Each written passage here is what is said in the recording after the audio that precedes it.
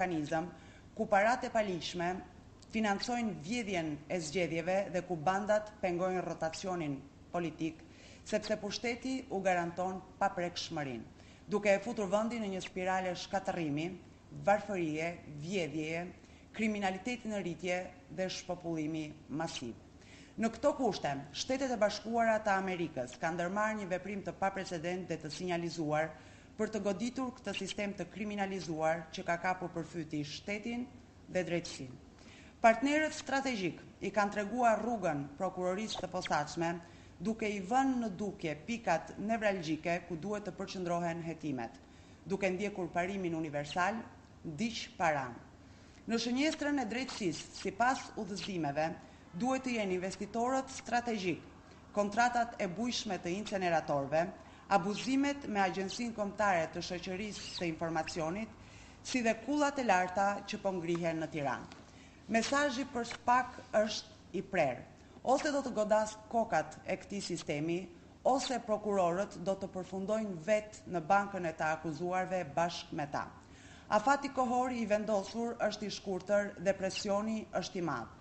Miratimi nga Kongresi Amerikan i aktit të demokracisë dhe prosperitetit të Ballkanit Perëndimor, si dhe afati 90 ditor që përfundon në mars të vitit 2026, shënojnë një ndryshim rrënjësor të qasjes së Shteteve të Bashkuara të Amerikës.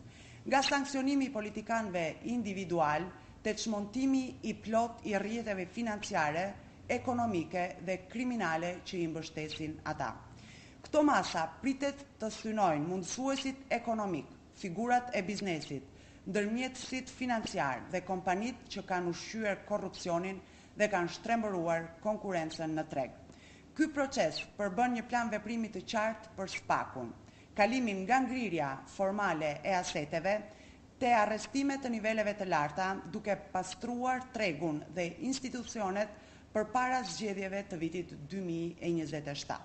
Rishikimi 90 ditor i Departamentit të Shtetit synon sektorët ku fluksi i parave gri është më i lartë, infrastruktura teknologjike dhe digjitale, fokusimi te kontraktorët e akshit dhe taksa e korrupsionit në shërbimet digjitale shtetërore, pasuri të paluajtshme dhe ndërtim, shqyrtimi i zhvillimeve luksoze bregdetare dhe kullave të larta në Tiranë. Energjia dhe shërbimet, mbikëqyrja e korporatave shtetërore të energjisë, kesh dhe OST, dhe koncesioneve të energjisë të rinovueshme. Partneritetet publiko-private, auditimi i kontratave të menaxhimit të mbetjeve dhe infrastrukturës, bankat dhe financat, monitorimi bankave lokale për të siguruar që ato i ndërpresin lidhjet me mundësuesit e sankcionuar rishtazi. Turizmi strategjik, rishikimi i projekteve të cilave u është dhënë statusi strategjik përmes favorizimeve politike. Edi Rama dhe narkoqeveria nuk mund të fshihen më. Shqipëria nuk mund të ecë drejt Europës me një ekonomi të kapur, institucione të kriminalizuara dhe treg të kontrolluar nga pakica e lidhur me pushtetin.